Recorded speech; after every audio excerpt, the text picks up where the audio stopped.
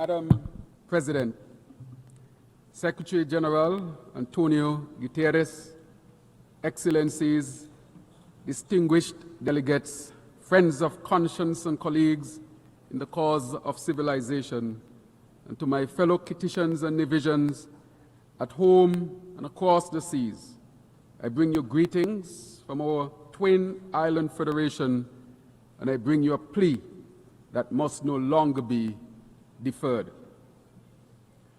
Madam President, for 80 years, this Assembly has been a harbor for hope. From these benches, ideas were born that banished hunger, cured children of diseases, and stitched torn treaties back together. We have reason to honor what has been achieved: rights extended, ladders out of poverty raised, medicines and measures moved across borders. Yet alongside these triumphs are truths we must not hide: partial pledges, procrastination, and the persistent practice of putting profit before people. Where progress has been made, too often it has been piecemeal. Where promises have been given, too often they have been broken. We meet now at a moment of moral measure. The map of human destiny is not drawn merely by the large or the loud, but by the just and the judicious. Diplomacy that is polite but passive is not enough. Language must be matched by labor. Pledges must be partnered by payments, and rhetoric must be redeemed by results.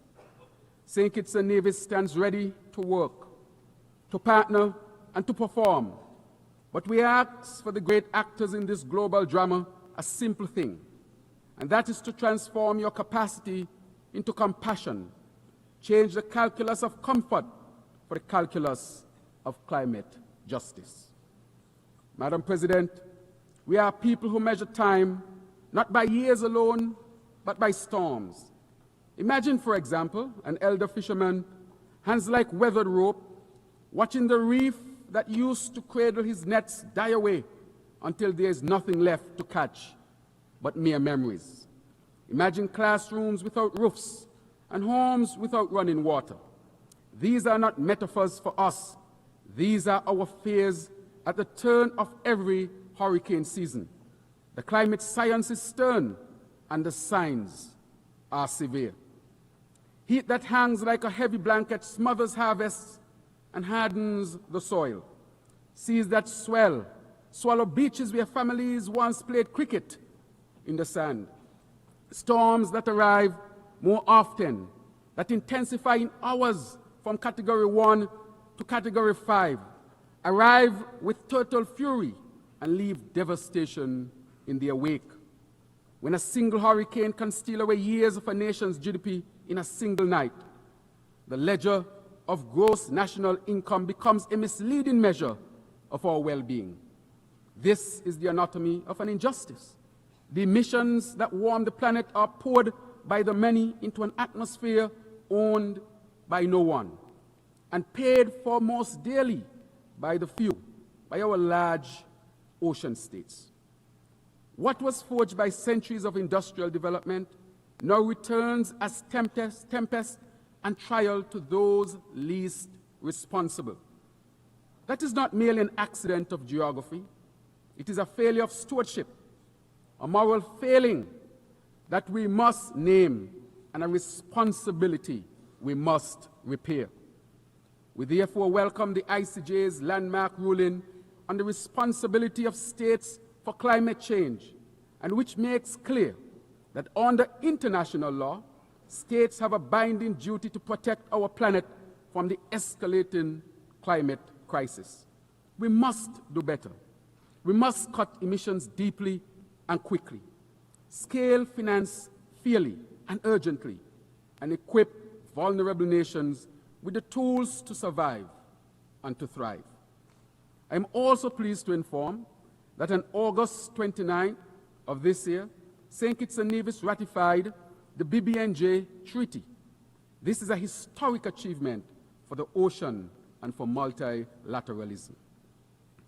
Madam President, St. Kitts and Nevis has chosen to script a different future for survival and growth, one that speaks to balance of care and of durability.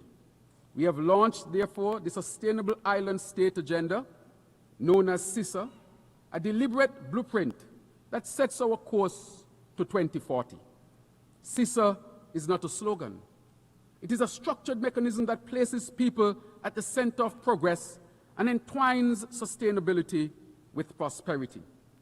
It is guided by 7 fundamental pillars: energy transition, water security, food and nutrition security, sustainable industries, sustainable settlements, circular economy, and health and social protection. Each pillar reinforcing the others like ribs, holding up the body of a nation that intends to continue standing strong. Our path on the TeleSUR is both practical and poetic. We are reimagining energy so that the power that lights our homes does not darken another nation's future.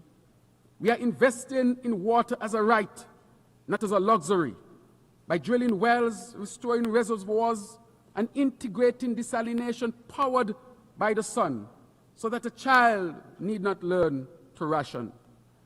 We are reworking food systems so farmers can feed nations, not just our markets.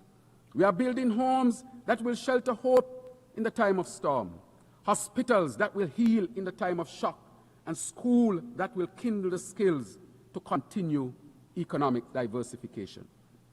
These are not abstract ambitions. They are concrete commitments. A 70,000 gallon per day solar desalination plant already commissioned, and a 2 million gallon desalination plant nearing completion.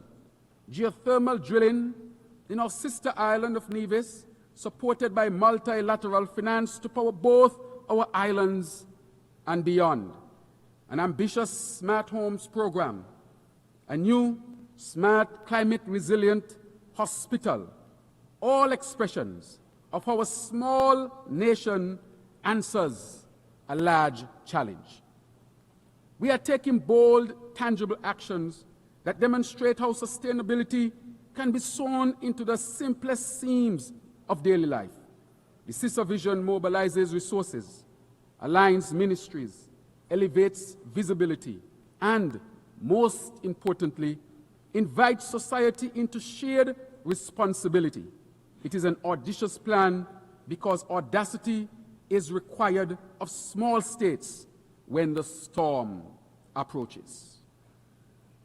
Madam President, distinguished colleagues, just last week, this Assembly took a vital step toward when the United Nations adopted by consensus a progressive resolution that revitalizes the Commission on the Status of Women.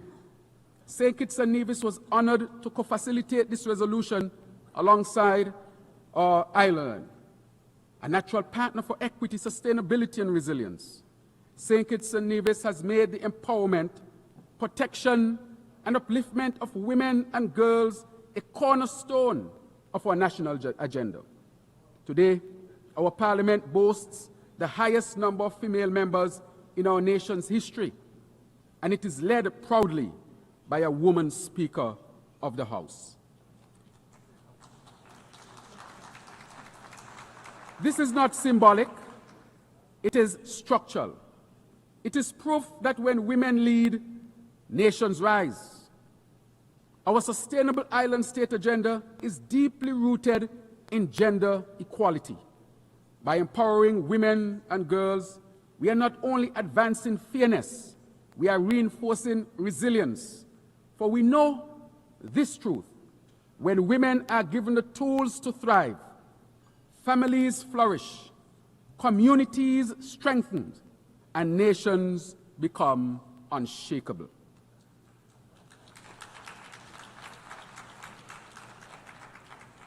Madam President, the adoption of the Multidimensional Vulnerability Index is a pivotal turning point. The MBI centers vulnerability not just income as the criterion for concessional financing. For countries like ours, which may register as high income on the basis of statistical averages, yet can be economically annihilated by a single climatic event.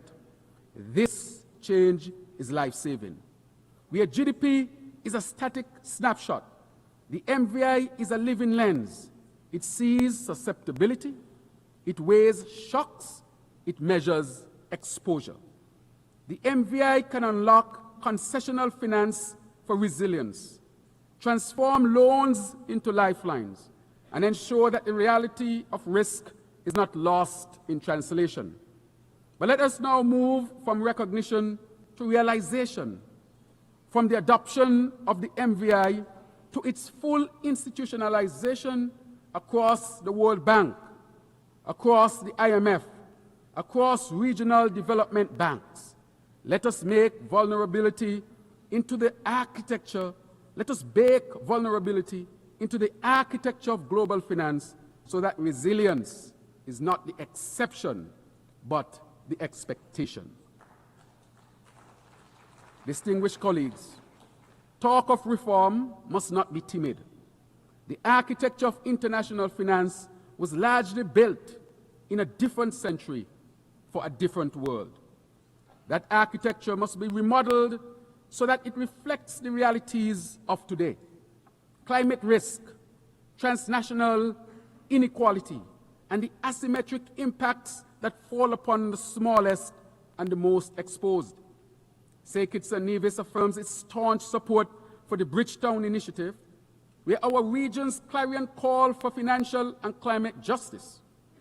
The Bridgetown Initiative offers a practical, principled platform to alter debt dynamics, to reposition credit flows toward green investments, and to operationalize liquidity instruments that protect the vulnerable. We therefore ask this Assembly and our global partners to help convert initiative into instrument and to shift rhetoric into reflowing capital for resilience. The mission of the United Nations, therefore, peace, development, and human rights, is not advanced by preserving an architecture that perpetuates fragility. Reform is justice. Reform is prudence. Reform is protection and equity. Madam President, I want to acknowledge this deep significance of the recent Africa-CARICOM Summit, a historic convening that rekindles bonds severed by the brutality of the transatlantic slave trade and colonization. This diplomatic meet was a profound moment of remembrance, resistance, and reconnection. We gathered as descendants of a common ancestry, forging a shared agenda for reparatory justice, trade, transport, investment, sustainability, peace and security, climate action, and technical cooperation. Our partnership sounds loud, not only a call for financial redress, but for justice. Reparatory justice is not just about giving money, it is about correcting a moral wrong. For centuries, our ancestors were forced to work, beaten to work, dehumanized to work for free. Yet when emancipation came, it was not the enslaved who received reparations, but their enslavers. This moral inversion must be corrected. And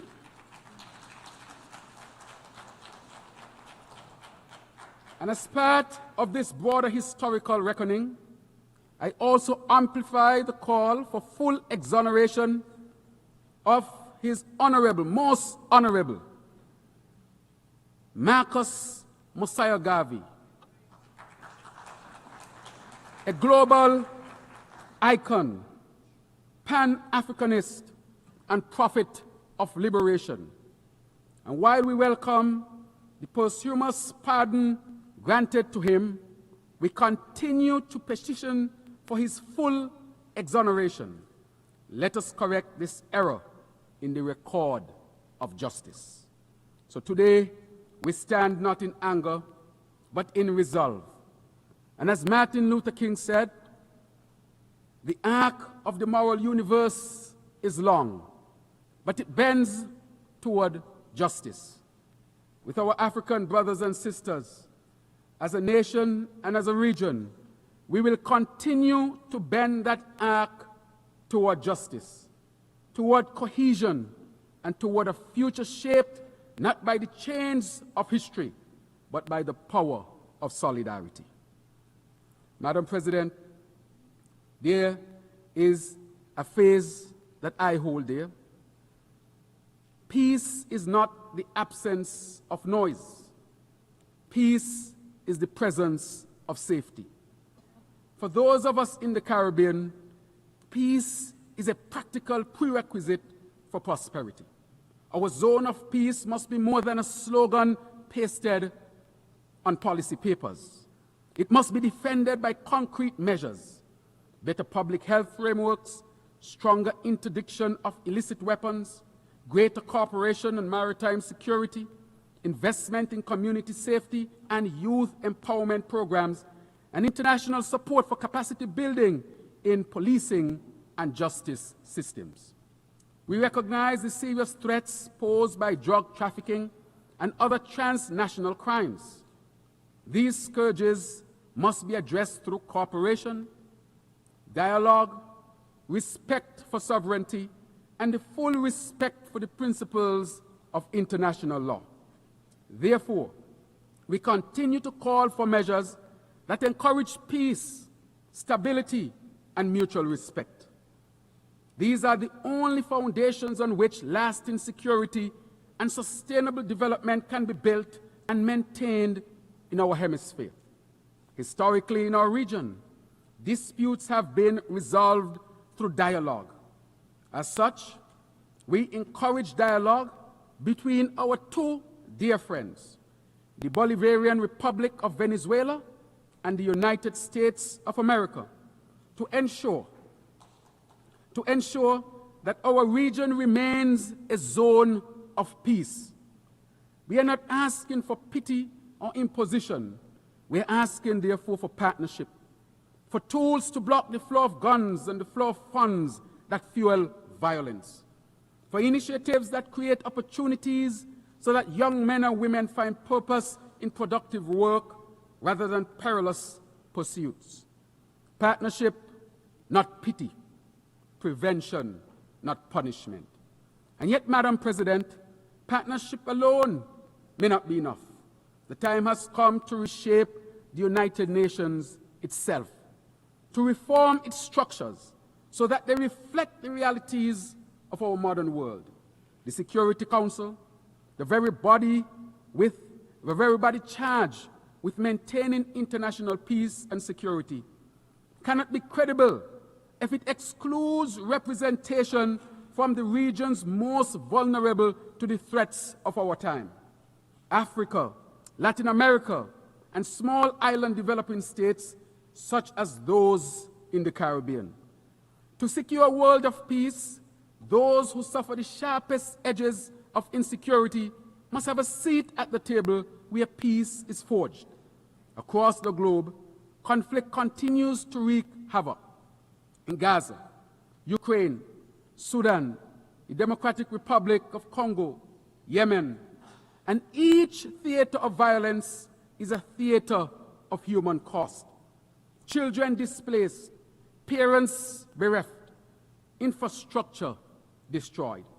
The pathway to peace is hard and long, but there is no ethical alternative to persistent and constructive diplomacy, to humanitarian corridors that put people above politics, and the courage and will of leaders to commit to a world rooted in peace, justice, and compassion.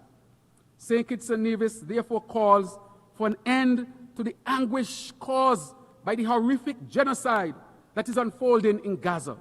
We categorically condemn this affront to humanity, for which there must be accountability. We urge for an immediate and unconditional ceasefire for the protection of civilians, of children, of women, of the vulnerable, of the weak. And we also call for the release of hostages and for the restoration of basic necessities and humanitarian access. International law, conscience, and human decency demand no less. Further, the path to lasting peace between the State of Israel and the state, yes, the State of Palestine, one that guarantees human rights, dignity, and security for all, lies in the implementation of a two-state solution. Madam President, distinguished delegates, our region remains incomplete while Haiti suffers. Haiti's struggle is our shame if we do not respond with resolve. The people of Haiti carry within them an extraordinary history of emancipation and courage. Yet that history has been marred by instability, natural disasters, and foreign interventions that have too often deepened dependency and deprivation rather than delivered dignity. St. Kitts and Nevis and the Caribbean community welcome the commitments of partner states, notably the Kenya-led multinational security support mission and the backing of the OAS and other regional actors to help restore security and to assist in rebuilding Haitian institutions. But security is only the first step. We must invest in Haiti's health, education, agriculture, infrastructure, and governance. We must help rebuild markets so that merchants trade rather than flee. We must help rebuild schools so that children learn rather than languish. We must help rebuild hospitals so that mothers are treated rather than traumatized.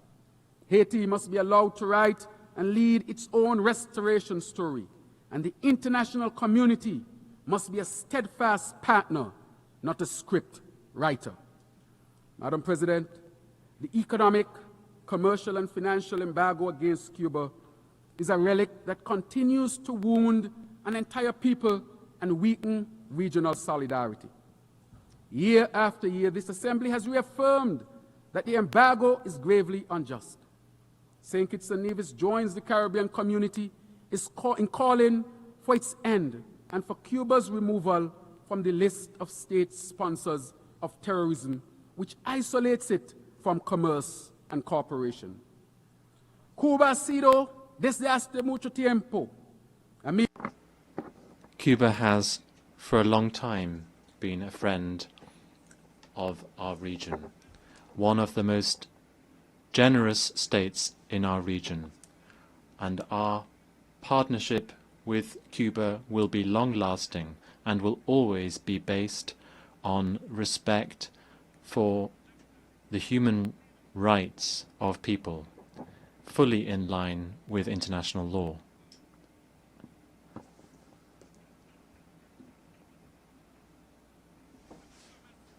A stronger Cuba, a more sustainable Cuba, will not just improve the well-being of their own citizens, but also the security and sustainability of the entire Caribbean. When islands share storms, we must share solutions. The theme of this 80th session, Better Together, asks us to imagine a world in which inclusion is operationalized, excluding Taiwan from agencies where it can and must contribute, such as the World Health Organization and the International Civil Aviation Organization, undermines global capacity for collective problem solving. Taiwan's contributions in public health, technology, and disaster response are not partisan. They are practical. To keep a door closed and cooperation in these domains is to take a risk the world cannot afford. Excellencies, the Taiwan Strait is not merely a lane on a map. It is a lifeline of commerce and human connection. We must urge calm, counsel conversation, and choose this diplomacy of dialogue over the dramatics of discord. Travel, trade, and talks are how we protect the livelihoods of ordinary people, whether in Taipei or the twin islands of our federation. Madam President, I speak to our youth, the wonderful youth of this world, those whose futures will be most shaped by what we do here. Your anger at injustice is justified. Your impatience is prophetic. We need your innovation, your indignation, and your insistence on better governance. Give us your ideas, and we will give you the institutions to implement them. Education must therefore be practical and futuristic. Training in renewable technologies, digital skills, sustainable agriculture, for example, are important. In St. Kitts and Nevis, we have a program for our young people that is called the Aspire program, meaning achieving success through personal investment, resources, and education. Our national effort to invest in our children's future. In this program, every child between the ages of 5 and 18 gets a grant of $1,000, partly to be deposited as savings and partly to buy shares in local companies. So from very young, they are building their financial future, a gateway, a pathway to end poverty in our country. This is an example of how we seed hope at the roots. In conclusion, Madam President, distinguished colleagues, when we accept the verse that says, "We shall overcome," we must pair it with the refrain, "We shall act." The triumph of the 20th century was not inevitable. It was the product of people who chose courage over comfort. The triumph of this century will be no less possible if we choose it. This assembly has the capacity to imbue policy with compassion, to turn knowledge into kindness, to render solidarity not as sentiment, but as system. Let us be architects of a world where smallness is not a sentence, but a strength, where islands like ours are recognized as laboratories of resilience rather than limit cases of neglect, where being better together means binding ourselves in common cause, common finance, and common care. May we be brave enough to act, willing enough to partner, and wise enough to ensure that when future generations ask, what did we do at this turning point, their answer will not be they hesitated, but the answer must be they not only acted, but they acted together as a human family. Thank you.